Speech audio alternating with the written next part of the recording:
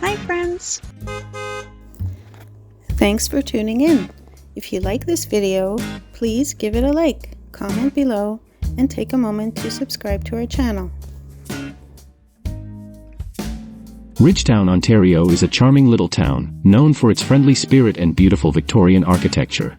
Nestled in the agricultural heartland of Chatham-Kent, Ridgetown is often called the friendliest town in Ontario. Ridgetown is surrounded by rich farmland, making agriculture a big part of life here.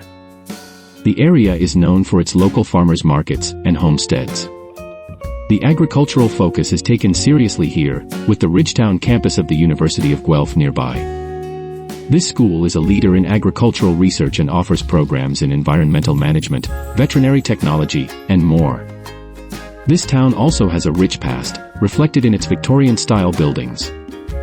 These historic homes and storefronts add to the town's charm, transporting visitors to a simpler time. It's the perfect blend of history and modern small-town living. If you're passing through Southwestern Ontario, make sure to stop by and experience this wonderful little community for yourself.